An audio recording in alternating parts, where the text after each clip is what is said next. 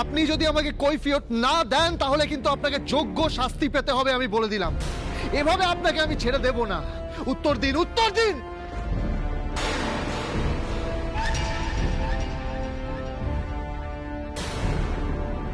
দিন শাস্তি দিন। আপনি যা শাস্তি দেবেন আমি মাথা পেতে নেব, কিন্তু এই মোনালিসা দত্তর সাথে আপনার বিয়ে আমি কিছুতেই হতে দিতে পারতাম না। কারণ ওর সাথে বিয়ে হলে আপনার জীবনটা তছনছ হয়ে যেত।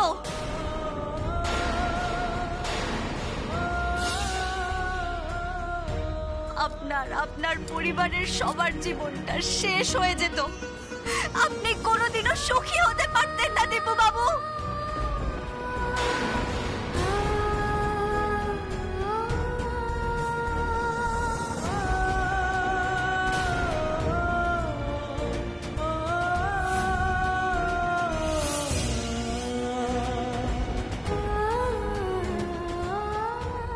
এসব কি বলছো তুমি আমার মেয়ের নামে? আমার মেয়ের নামে কত সুনাম আছে এই অঞ্চলে তুমি জানো? তুমি আমার মেয়েকে অযথা বদনাম করছো। আমার মেয়ের মতো ভদ্র সভ্য নম্র মেয়ে এই অঞ্চলে আর একটাও নেই। তুমি কিনা সেই আমার মেয়ের নামে বদনাম করছো। আমি ঠিক বলছি মাসিমা, আমি ঠিকই বলছি। আপনার মেয়ে কুনাল নামে একজন অবাঙালি ছেলেকে ভালোবাসে।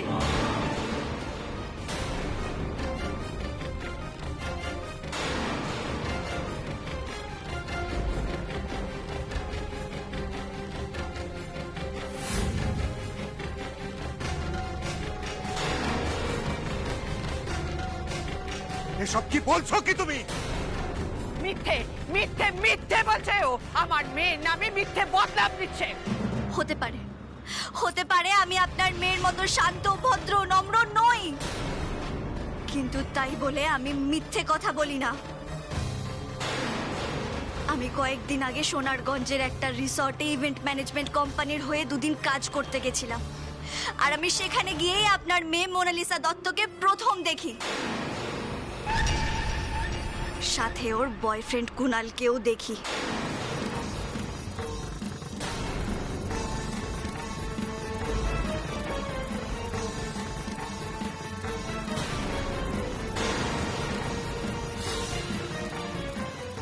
কিন্তু তুমি তো মোনালিসাকে চিনতেই না, তাহলে জানলে কি করে যে ওটা মোনালিসা? না, চিন্তাম নাই তো। আমি তো প্রথমে কিছু বুঝতেই পারিনি, কিন্তু সেদিন আমার সামনে মোনালিসার ফোনে একটা ফোন আসে, হালি শহরের কোনো এক দীপুর ফোন।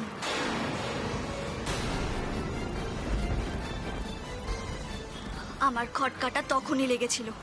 তারপর ওর কথাবার্তায় আমি জানতে পারি ওর নাম মোনালিসা দত্ত, আর ও কলকাতার শ্যামবাজারের দত্ত বাড়ির মেয়ে। আগামী 18 তারিখ আমার বিয়ে। কিন্তু তোমাকে এতদিন না দেখে আমি থাকবো কি করে? আমরা রোজ ভিডিও কলে কথা বলবো, ওকে? Of course darling. আর বিয়ের পর কিন্তু দেখা করতে আসতে হবে, হ্যাঁ? আর তখন যদি বলো যে শ্বশুরবাড়ির নজর এড়িয়ে তুমি আসতে পারছো না, তখন কিন্তু আমি শুনবো না, ঠিক আছে? ডোন্ট ওয়ারি ডার্লিং, আমি হলাম শ্যামবাজারের দত্ত বাড়ির মেয়ে। ওই হালি শহরের শ্বশুর বাড়ির লোকজন আমার চালাকির সাথে পেরে উঠবে না। গুড।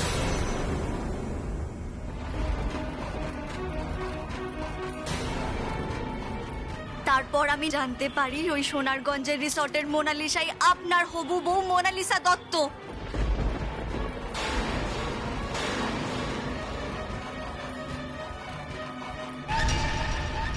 আমি আপনাকে কি করে ঠকে যেতে দিই দীপু বাবু? আপনার হবু জীবন সঙ্গী আপনাকে ভালোবাসে না, অন্য একজনকে ভালোবাসে। বিয়ে করে আপনাকে ঠকাবে, মিথ্যে বলবে। এসব আমি কি করে মেনে নিতে পারি দীপু বাবু, বলতে পারেন? আপনার মতো এত ভালো একজন মানুষকে একজন ঠকাবে, সেটা জেনেও আমি চুপ করে থাকতে পারিনি দীপু বাবু। আপনার মতো ভালো মানুষের ঠকে যাওয়ার অধিকার নেই।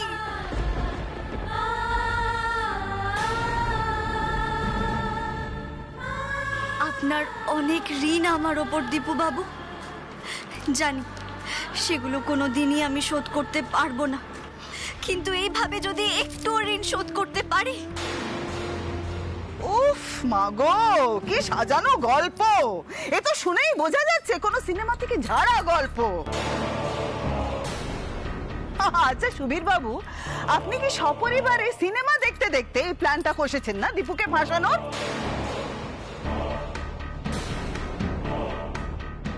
আপনি আমার বাবার সাথে এভাবে কথা বলতে পারেন না আন্টিটু। আমার বাবা এসবের কিছুই জানতো না। ও আচ্ছা আচ্ছা আচ্ছা, তার মানে পালের গোদা তোমার বাবা নয়, আসলে তুমি, তাই না? দিদি যদি এখানে থাকতো না, তোমার দুটো গালে ঠাস ঠাস করে দুটো চড় মারতো, তবেই আমার শান্তি হতো। আপনারা আমাকে মারুন, ধরুন, যা খুশি করুন, তাতে কিন্তু সত্যিটা বদলে যাবে না। সত্যিটা সত্যি থেকে যাবে, আর সেটা হলো মোনালিসা দত্তর বয়ফ্রেন্ড আছে আর ওর বয়ফ্রেন্ডের সাথে চলে গেছে।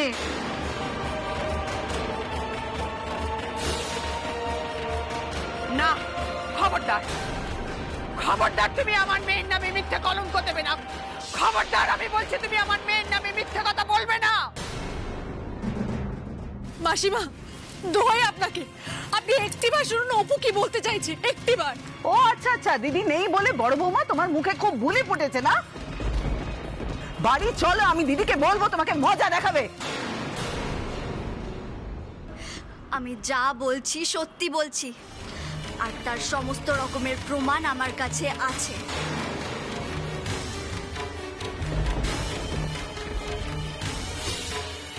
কিন্তু এখানে সমস্ত গুরুজনরা রয়েছেন, তাই সেসব কথা আমি বলতে চাইছি না, কিন্তু প্রমাণ আমার কাছে আছে।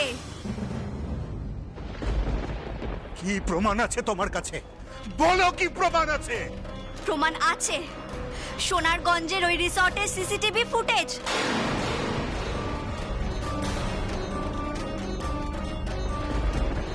পারলে আপনারা সবাই গিয়ে নিজের চোখে দেখে আসুন।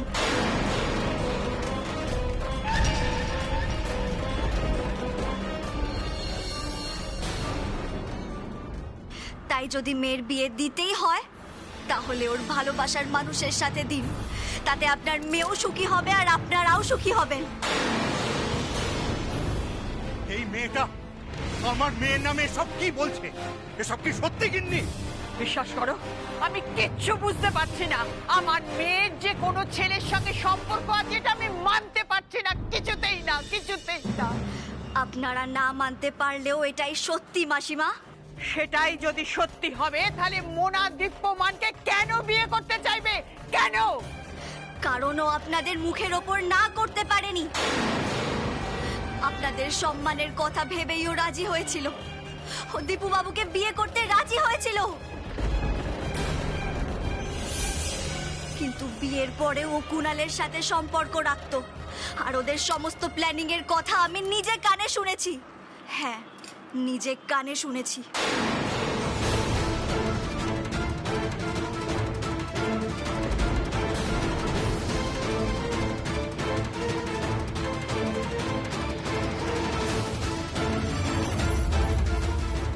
আর সত্যি সত্যি মোনালিসা যদি এই সমস্ত করতো, তাহলে আপনি কি করতেন দীপু বাবু?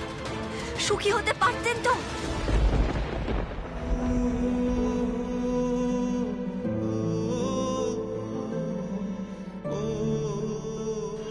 অপু, শুধুমাত্র আমার সুখের কথা ভেবে আপনি এত কিছু করে ফেললেন। একবারও আপনি ভেবে দেখলেন না এর ফলটা কি হতে পারে? একবারও ভেবে দেখলেন না? না দীপু বাবু, তখন কোনো কিছু ভাবার মতো মানসিক অবস্থায় আমি ছিলাম না। আমি শুধু একটাই কথা ভাবছিলাম, আপনাকে বাঁচাতে হবে যেভাবেই হোক। আচ্ছা, যদি মোনালিসার কোনো সম্পর্ক থেকেও থাকে, তাহলে তুমি আমাদের সকলের কাছে, জামাই বাবুর কাছে এসে বলতে সবকিছু। হঠাৎ করে নিজে কোণে বউ সেজে পান পাতায় মুখ ঢেকে এখানে ছাদনাতলে আসার কি দরকার ছিল শুনি? তখন আমি কি করব কিছুই বুঝতে পারছিলাম না, কারণ মোনালিসার সঙ্গে বিয়ে হলে দীপু বাবু ঠকে যেতেন, আর ওকে যদি পালাতে সাহায্য না করতাম, ওর ভালোবাসার মানুষকে হারাতো। আর ভালোবাসা হারানো খুব কষ্টের দীপু বাবু।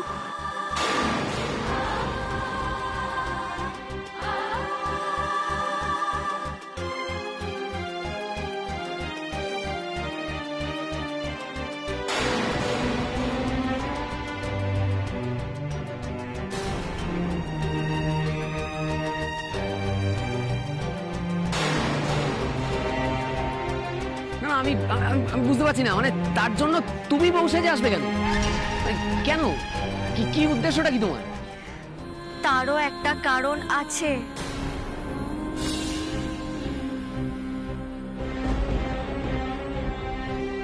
কারণ আছে? কি কারণ অপু? কি কারণ বলুন আমাকে, কি কারণ?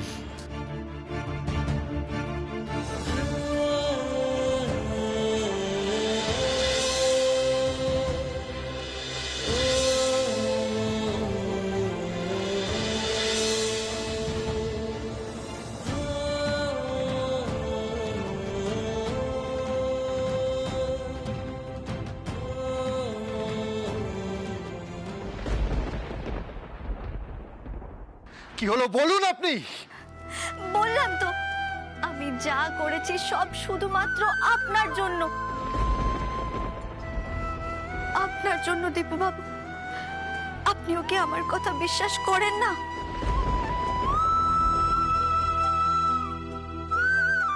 না, বিশ্বাস করি না। কেউ তোমার কথা বিশ্বাস করে না। আমরা কেউ তোমার কথা বিশ্বাস করি না। তোমার যদি দীপুকে বাঁচানোর ইচ্ছে থাকতো তাহলে আমি আগেও বলেছি আমাদের কাছে মোনালিসার সম্পর্কে এসে বলতে, এভাবে বউ সেজে আসতে না। আর পিড়িতে বসে দীপুর চারপাশে বো বো করে সাত পাক ঘুরতে না, এভাবে শুভ দৃষ্টি করতে না। আসলে তোমার আসল উদ্দেশ্য ছিল তো দীপুকে বিয়ে করা।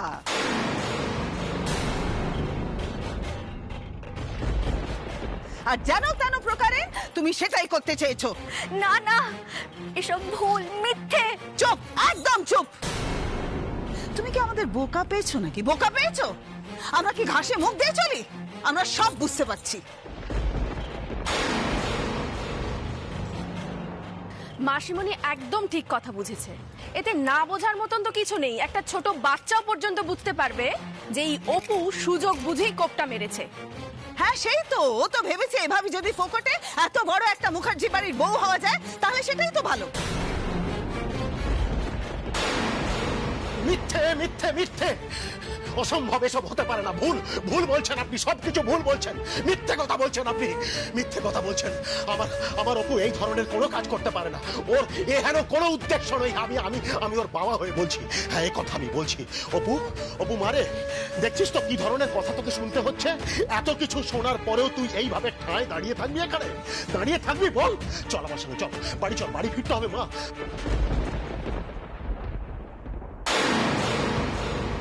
ওরা বুঝবে না তোকে, ওরা তোকে অপমান করছে, দোষারোপ করছে। চল মা, বাড়ি চল। কিন্তু বাবা। আর কোনো কিন্তু নয়, মানে আর কোনো কিন্তু নয়। এবার তোকে যেতে হবে, বাড়ি ফিরে যেতে হবে। দেখ, তুই একটা ভুল বিয়ে যাতে না হয় সেটাই তো তুই চেয়েছিলি। সেটা করতে পেরেছিস? হ্যাঁ, বিয়েটা ভেঙে দিয়েছিস তো। তুই দীপুর জীবনটা যাতে না নষ্ট হয় সেটাই চেয়েছিলি। এটাই তোর উদ্দেশ্য ছিল। তোর উদ্দেশ্য সফল হয়ে গেছে। এবার বাড়ি চল। এখানে আর থাকা যাবে না। চল বাড়ি চল। এক মিনিট।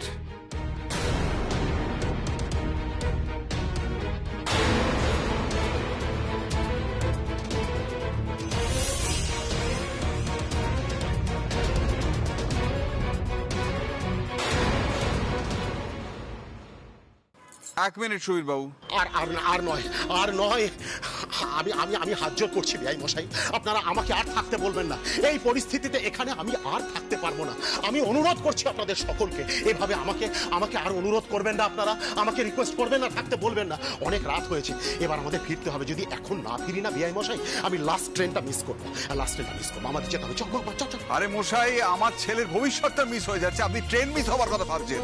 আর কি করব বিআই মশাই, আমায় বলে দিন। আপনারা বলে দিন, এমন একটা অপ্রীতিকর পরিস্থিতি তৈরি হয়েছে, আমি কি করব এই অবস্থায়? আমি বুঝতে পারছি সুবীর বাবু, সব বুঝতে পারছি। তো অপুমা যা করেছে আমি জোর গলায় বলতে পারি সেটা দীপুর ভালোর জন্য করেছে।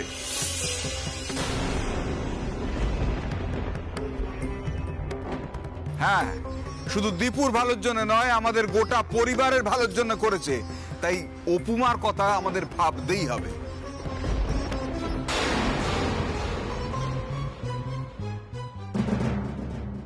হ্যাঁ দাদা, তুমি একদম ঠিক কথা বলেছ। অপু মা যখন কনের সাজে ছাদনাতলা এসেই গেছে, দীপুর সঙ্গে ওর বিয়ের আচার অনুষ্ঠানগুলো শুরু হয়ে গেছে, তখন কি আপনি এইভাবে হুট করে আপনার মেয়েকে এখান থেকে তুলে নিয়ে যেতে পারেন সুবীর বাবু? হ্যাঁ বাবা, কাকা কিন্তু ঠিক কথাই বলছে। তুমি এবার একটু ভাবনা চিন্তা করো, এটা মুখার্জি পরিবারের ছোট ছেলের বিয়ের ব্যাপার। তুমি ভাবো বাবা। আমার যা ভাবার তা ভাবা হয়ে গেছে বড় খোকা। কি ভাবা হয়ে গেছে? কি গো বাবা, তুমি এমন করে কথা বলছো, তুমি কি সত্যি সত্যি দীপুর সাথে অপুর বিয়ে দেবে? কি হলো সুপর্ণা, তোমাদের তো এইরকমই একটা মনে মনে প্ল্যান ছিল, তাই না? না না, বিশ্বাস করুন, আমি এসবের মধ্যে ছিলামই না, আমি এসব কিছু জানতামই না। কি রে অপু, বল, তুই কি এখনো চুপ করে থাকবি? অপু বল না, আমি এই প্ল্যানে ছিলাম না, বল না অপু, চুপ করে থাকিস না। আমি এটা কিছুতেই মেনে নিতে পারছি না অপু, অকারণে আমার শ্বশুর বাড়ির লোকেরা আমাকে অপবাদ দিচ্ছে, আমি এটা মানতে পারছি না। তুই চুপ করে থাকিস না অপু, বল না। তুমি এত নাটক করছো কেন? এত কথার কি আছে? এই দীপু, এই মণ্ডপ থেকে এক্ষুনি নেমে আয়। মাসিমণি, তুমি মাকে এক্ষুনি ফোন করে বলো যে এই বিয়েটা হচ্ছে না। সে তো খোকা। দূর বাবা, দিদিকে তো ফোন করছি কতবার, দিদি তো ফোনই তুলছে না। এই দীপু, দীপু বাবা তুই নেমে আয়, বাবা নেমে আয়। অপু না, চল বলছি না, আর তুই যদি না নামিস আমি তোকে টানতে টানতে নামাবো, নিয়ে যাবো, চল চল অপু। সেজ বৌদি, তুমি কেন এরকম করছো? কেন? এছাড়া আর কি করবো ছোট ঠাকুরপো? যে দোষ আমি করিনি সেই দোষের ভাগীদার হয়ে আমি এই বাড়ি থেকে বেরিয়ে যাব? তুমি বলো। কি হলো অপু, তোমার দিদি যেটা বলছে তুমি শুনতে পাচ্ছ না, বুঝতে পারছো না নাকি? এই বিয়েটা হচ্ছে না, কাজে তোমার এই সংসারে বউয়ের মতো এখানে দাঁড়িয়ে থেকে কোনো লাভ নেই। কিরে দীপু, তোকে বলছি না এই মণ্ডপ থেকে নেমে আয়। আরে বাবা, বিয়েটা হচ্ছে না। কি কথা, ছাদনাতলা থেকে বড় বউ না নিয়ে বাড়ি ফিরবে? হ্যাঁ গো, এটা তো ঠিক নয়। আর এটা শুধু দীপুর জন্য নয়, আমাদের গোটা পরিবারের জন্য অশুভ। আর আমাদের দীপু যে লগ্নভ্রষ্ট হবে। হ্যাঁ গো, তুমি আজও চুপ করে থাকবে, কিচ্ছুটি বলবে না? দোহাই তোমার, আজ অন্তত কিছু বলো, দেখো কি হচ্ছে। দোহাই তোমার, কিছু বলো। আর এইসব লগ্ন ভ্রষ্ট ভ্রষ্ট ছেলেদের জন্য হয় না, এই সমস্ত নিয়ম শুধুমাত্র মেয়েদের জন্য। দৈপায়ন, বাবা তো কথা বলছে, তুই মাঝখানে কেন কথা বলছিস এত? চুপ করে দাঁড়িয়ে থাক। বাহ, তাহলে আর কি, তাহলে যাকে পারিস তার গলায় দীপুকে ঝুলি দে।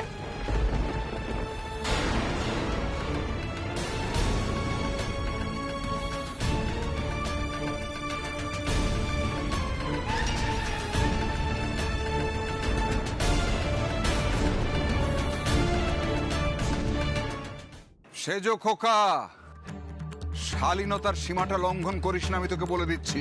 আর বাবা, শালীনতা বজায় রাখতে পারছি না, এদের এই প্রত্যেকের নাটকটা আর আমি সহ্য করতে পারছি না। উফ বাবা, আমিও আর সহ্য করতে পারছি না, আমি এসব কিছুতেই সহ্য করতে পারছি না, আমার আর ভাল লাগছে না।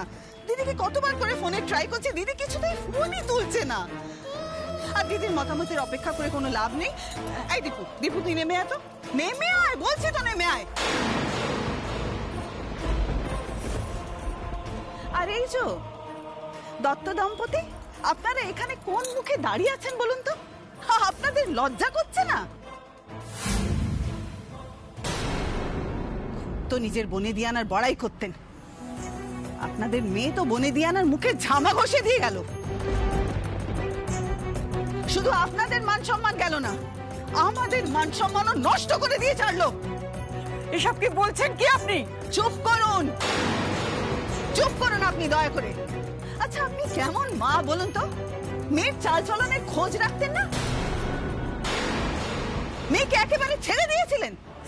চুপ করুন, চুপ করুন আপনি, আমি আর সহ্য করতে পারছি না। আপনারা এখান থেকে চলে যান, আপনারা চলে যান এখান থেকে। দাঁড়ান, চলে যান মানে? আমরা আগে সবকিছুর মীমাংসা করব, তারপরে যাব, বুঝেছেন? আর দীপুর যদি অপুর সাথে বিয়েটা হয় তাহলে তো এখানেই হবে, শুভ দৃষ্টিও তো হয়ে গেছে। না না না না, কখনো না। এই বিয়ের ছাদনাতলা আমার মেয়ের বিয়ের জন্য তৈরি হয়েছিল। এখানে আমি অন্য কারুর বিয়ে কিছুতেই হতে দেব না। আমি ছাদনাতলায় জল ঢেলে দেবো। কি করছো কি? থামো তুমি।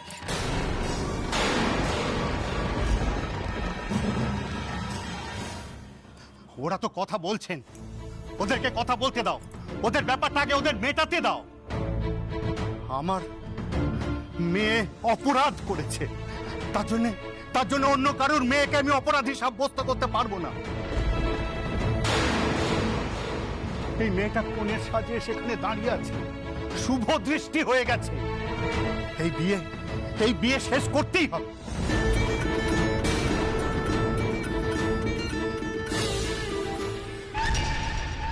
আপনি একদম ঠিক কথা বলেছেন দত্তবাবু, একদম ঠিক কথা বলেছেন। দীপ্যমান, আজ আমার মেয়ের ভুলে তোমাকে অপমানিত হতে হচ্ছে। আমি চাই তোমার সব অপমান ধুয়ে মুছে যাক এই অপর্ণার জন্য। এই অপর্ণাকে তুমি বিয়ে করো।